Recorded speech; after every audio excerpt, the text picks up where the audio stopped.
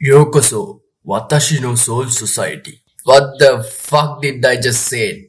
Anyway, other video එක solo leveling ගැන. Anyway, මේ සංචිංගු ගැන තමයි අද වීඩියෝ එක. මොකද ඔයාලට ගොඩාක් ප්‍රශ්න ඇති මොකද්ද මේ සිස්ටම් එක මොකද්ද මේකේ වෙන්නේ ඇයි ආ විතරක් level up වෙන්නේ මොකද මේ magic base ලා කවුද මොනාක්ලා වගේ දේවල් ගැන. So fear not citizen because I am here to explain.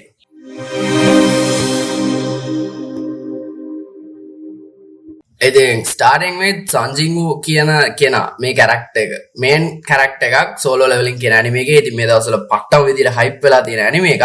ඊට අමතරව ගත්තොත් අපිට හොඳටම focus වෙච්ච දෙයක් තමයි වෙඩ anime වගේ නෙමෙයි මේකේ main character එක විතරමයි focus වෙන්නේ කියන එක. And Jahin, you know. Anyway, මේ character එක එන්න කලින් ඒ character එකට එන්න කලින් අපි යන් මේකේ world creation එක කොහොමද කියලා බලන්න. ඉතින් එක ලෝකයක් තියෙනවා අපි හිතමු ඒක පෘථුවිය කියලා. ඒකේ එක පාට ගේට්ස් වගේ જાතියක් ඇරෙනවා E rank ඉඳන් S rank වෙනකම්. ඉතින් අපේ O level paper එක වගේ නෙමෙයි S rank කියන්නේ දරුණු වැඩි. ඉතින් මේ ගේට්ස් ඇතුලෙන් එළියට එනවා magic beast ලා කියලා જાතියක්. ඉතින් කවුද මේ කට්ටිය එන්නේ කොහෙන්දන්ද? එතකොට මෙන්න මේ අපිට සීසන් 1 එකේත් හැමතැනම වගේ තියෙන නිල් පාට ගේට්ස් වලට අමතරව දම් පාට සහ රතු පාට කියලා ගේට්ටු ಜಾති දෙකක් තියෙනවා සාරෝස පාට. ඉතින් anyway එතකොට මේ නිල් පාට ගේට්ස් ඇතුළට ගිහිල්ලා තමයි හන්ටර්ස්ලා ඒක ඇතුලේ ඉන්න බොස් ෆයිට් කරලා පරද්දුවම ඒ කියන්නේ මැරුවම ඒ ගේට් එක පැය ගාණක් ඇතුලේ ක්ලෝස් වෙනවා. ඉතින් ඒ වගේ නෙමෙයි දම් පාට ගේට් එකක්. ඉතින් අර ගේට් එකක් ඕපන් වුණාම ඒක ක්ලෝස් කරේ නැත්තම් all the time මේක දම් පාට වෙලා ඩන්ජන් බ්‍රේක් එකක් වෙනවා. ඒ කියන්නේ අපි ගේට් එක ඇතුළට යන්නේ නැහැ. ගේට් එක ඇතුලේ ඉන්න කට්ටිය එළියට එනවා. ඉතින් ඊළඟ ටයිප් එක රෙඩ් ගේට්ස්. ඉතින් රෙඩ් ගේට් එකක් කියන්නේ අර ඩන්ජන් එකකින් ඇතුලට ගිහිල්ලා එළියට එන්න පුළුවන් වුණාට රෙඩ් ගේට් එකක් කියන්නේ ඩන්ජන් එකක්. එහෙම නැත්නම් ගුහාවක් වගේ එකක් නෙමෙයි.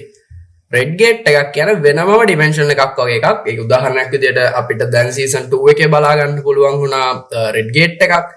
ඒක ටිකක් සාමාන්‍ය හිම වගේ වැටෙන ටිකක් පැත්තක් කැලයක් වගේ තියෙන. ඒ වගේම ඉස්සරහට එන්න තියෙන එපිසෝඩ් වල සමහරට සීසන් 3 වෙන්න පුළුවන්. අපිට බලා ගන්න පුළුවන් කාන්තාර කැලෑ වගේ ගොඩක් ටයිප් එකේ රෙඩ් ගේට්ස් තියෙනවා. ඉතින් ඒකෙදි ඩන්ජන් බොස්ව ක්ලියර් කරනකම් ඔයාට ඩන්ජන් එකෙන් එළියට එන්න බෑ. ඉතින් රෙඩ් ගේට්ස් වලට යද්දි එන්න මේකේ තියෙන ඩිෆිකල්ටි එක වැඩි වෙනවා ගේම් එකක වගේ. ඉතින් ඔය වගේ ලෝකෙක තමයි සංජිංගු කියන කෙනා ජීවත් වෙන්නේ. ඉතින් ලෝකෙ ඉන්න weakest hunter කියලා මෙයාව හඳුන්වනවා විතරක් නෙමෙයි මෙයාගේ මාන කවුන්ට් එක 10යි.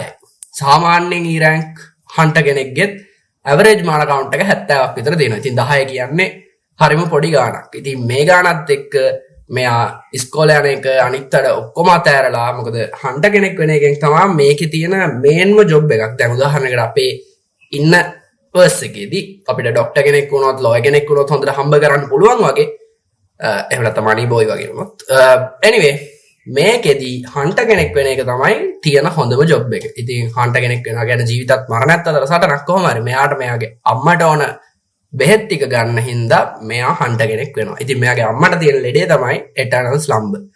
අපි දන්නවා දැන් ඒක මොකද්ද කියලා සීසන් 2 එක බැලුවා. ඉතින් මෙහෙම යන සංජිංගුට අන්තිමේදී අපිට සීසන් 1 එක ස්ටාර්ට් වෙන තැනදී බලා ගන්න පුළුවන් වෙන විදියට හම්බ වෙනවා ඩබල් ඩන්ජන් එකක්. ඒ කියන්නේ එක ඩන්ජන් එකකින් තව ඩන්ජන් එකකට යනවා. ඉතින් අද වෙනකන් කවුරුත් ක්ලියර් කරගෙන නැහැ ඩබල් ඩන්ජන් එකක තියෙන ඩිෆිකල්ටි එක කොහොමද කියලා. කොච්චර කරත් S rank hunter කෙනෙක්ටත් ටිකක් අමාරුයි. ජේජු අයිලන්ඩ් රේඩ් එක වගේ තමයි හරිම අමාරු ඩන්ජන් රේඩ් එකක් තමයි ඩබල් ඩන්ජන් එකක් කියන්නේ. ඉතින් මෙතනදී ඔයාලට පේනවා එක පිළිමයක්. ඒ පිළිමේ අතේ තියන් ඉන්න ටැබ්ලට් එකේ තියෙනවා ඉන්ස්ට්‍රක්ෂන්ස් වගේ. ඉතින් මෙයාට තමයි ආකිටෙක්චර් කියලා කියන්නේ. මෙයා තමයි සංජිංගුගේ සිස්ටම් එකේ ක්‍රියේටර්. ඉතින් මොකක්ම හරි විදියකින් මෙතන සිස්ටම් එකෙන් ඩිටෙක්ට් කරනවා සංජිංගු තමයි ෂැඩෝ මොනාක්ගේ පවර් එක ගන්න හොඳම කෙනා කියලා. මොකද එයාට ඕනම කෙනෙක් වෙනුවෙන් ඕනම වෙලාවක සැක්‍රිෆයිස් එකක් කරන්න පුළුවන් කියන දේ දන්නේ. ඉතින් අපිට මේ වගේ දේවල් තුනක් ඒ කියන්නේ සංජිංගු එකපාරක් නෙමෙයි රීවැකනින් වෙන්නේ 3 පාරක් වෙනවා. ඉතින් අපිට රීවැකනින්ස් තුනම අපිට බලා ගන්න පුළුවන්. ඉතින් සීසන් 1 එකේ පෙන්නන විදිහට ෆස්ට් රීවැකනින් එක ඉස්සරහට සංජිංගු ලෙවල් 102 වුණාට පස්සේ යනවා ඩන්ජන් එකකට ආපහු පාරක් ඩබල් ඩන්ජන් එකකට ඒ හිටපු තැන තමයි එතනදී වෙන මිස්අන්ඩර්ස්ටෑන්ඩින්ග් එකක් නිසා ආකිටෙක්චර් මේ සිස්ටම් එක හදන්නේ ඇෂ්බෝඩ් එහෙම නැත්නම් ෆෝම ෂැඩෝ මොනක් කලින් හිටපු ෂැඩෝ මොනක් එක්ක ඩීල් එකක ඉමෝටැලිටි එක බලාපොරොත්තු වෙන. ඒ වුණාට මෙතනදී කලින් ෂැඩෝ මොනක් එහෙම නැත්නම් ඇෂ්බෝන්ට වෙනම ප්ලෑන් එකක් තිබිලා තියෙනවා. එයා සංජින්ගෝගේ බොඩි එක හොස්ට් කෙනෙක් කරගන්නේ නැතුව එයා ඇෂ්බෝන්ගේ පව එක සංජින්ගෝට දෙනවා. මොකද මේක කරන්න පුළුවන් හොඳම කෙනා කියලා එයා ඩිසයිඩ් කරන නිසා. ඉතින් ඒ වගේම මෙතනදී ආකිටෙක්චර්ට එයා වැඩියෙන්ම බය දෙයි මැරෙන්න සිද්ධ වෙනවා. ඒක තමයි දෙවෙනි රියවේකනින් එක. ඊට පස්සේ ආපහු පාරක් බීස් මොනාකෝයි අයිස් මොනාකෝයි ප්ලේග් මොනාකෝයි වගේ තුන් දෙනෙක් එක්ක යන ෆයිට් එකක් මැද්දේදී සංජින්ගෝ ඇත්තටම මැරෙනවා. එතනින් තමයි සිස්ටම් එක ඉවර වෙන්නේ සහ එතනදී සංජින්ගෝට හම්බෙනවා ෂැඩෝ මොනාකෝ. ඉතින් මෙතනදී තමයි තුන්වෙනි රියවේකනින් එක සහ තියෙන ෆුල් පොටෙන්ෂල් එක අන්ලොක් වෙන්නේ. මෙතනින් එහාට කතාව just absolutely superb. ඉතින් මම දැක්ක විදිහට ඇනිමේ එක නම් එච්චර හොඳ නැහැ මොකද මං හොයක තරම්. ඉතින් ඔය විදිහට තමයි සිස්ටම් එක වෙන්නේ. සිස්ටම් එක ගැන කතා කරොත් ඔය වගේ. දැන් අපි සංජින්ගෝගේ powers and abilities ගැන කතා කරොත් අපිට සීසන් 1 එකේදී බලා ගන්න පුළුවන් වෙනවා සංජින්ගෝට එච්චර ලොකු බවස් ගොඩක් දකින්න හම්බෙන්නේ නැහැ. ඉතින් එන්න මෙයාට රෝන් ස්ටෝන්ස් කියන එක සාමාන්‍යයෙන් හම්බෙන්නේ ඩන්ජන්ස් ඇතුලේ තිබිලා.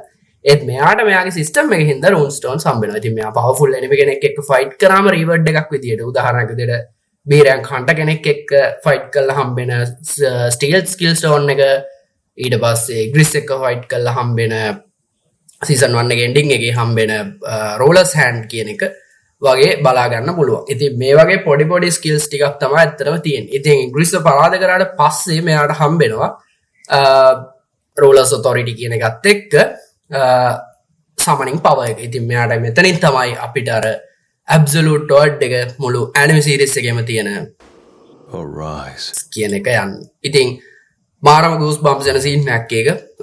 කොහොම හරි ඉතින් මේ විදියට ස්ටෝරි එක කන්ටිනියු වෙද්දී අපිට ඉස්සරහට යද්දී මෙයාට ගොඩක් පවර්ස් තියෙනවා කියලා දැනගන්න පුළුවන්. ඉතින් මෙතන සංජින්ගෝට වඩා අපි කතා කරන්න ඕන කෙනෙක් තමයි ඇෂ්බෝන් කියන්නේ. කවුද ඇෂ්බෝන්? ඉතින් ඇෂ්බෝන් ගැන අපි ඊළඟට වීඩියෝ එකක් දාමු. ඉතින් අද වීඩියෝ එක සංජින්ගෝ ගැන. So ඔය වගේ දේවල් එක්ක කොහොම හරි මෙයා ලෙවල් අප් වෙලා ලෙවල් 100 ගානක් වෙනකන් ලෙවල් අප් වෙනවා සහ අපිට ඩීමන් කැසල් එක බලා ගන්න පුළුවන් සහ ඉන්ටෙන්ස් ඩන්ජන් බලා ගන්න පුළුවන්. මේවා ඇතුළේදී මේක වෙන හන්ට කෙනෙක්ට එක්ස්පීරියන්ස් කරන්න බැරි දේවල් සිස්ටම් එකේ හින්දා සංජින්ගෝට හම්බෙනවා. ඉතින් ඕවරෝල් මේවා ගත්තම සංජින්ගෝ එන්න ලෙවල් අප් වෙනවා. ඉතින් මේක නෝටිස් වෙන දෙතුන් දෙනෙක් ඉන්නවා. උදාහරණයක් විදියට ඔයාලා චෝයිව දැක්කම අර අල්ටිමේට් මේජ් ඉතින් යාටම හිතනවා පස්සේ මම නම් මහ විහිළුවක් කියලා. So ඒ වගේ දේවල් අපිට බලා ගන්න පුළුවන්. ඉතින් සංජින්ගෝ කියන්නේ සාමාන්‍යයෙන් මේ ඇනිමේ එක ඇතුලේ පැක්ට් එක ફોකස් කරලා හදපු ඇනිමේ. ඉතින් මේකේ සයිඩ් කැරක්ටර්ස්ලා ගැන ලොකු විස්තරයක් නැහැ. ඉතින් ඔයාලට සයිඩ් කැරක්ටර්ස්ලා ගැනත් අපිට ඕන වීඩියෝ එකක් කරන්න පුළුවන්. ඉතින් තව සංජින්ගෝ ගැන කතා කරන්න තරම් දේවල් නැහැ මං හිතන්නේ. ඉතින් එහෙනම් අපි අදට වීඩියෝ එක නවත්තනවා. ඊළඟ වීඩියෝ එකෙන් ඇෂ්බෝන් ගැන කතා කරනකම් goodbye and peace. Bangkai.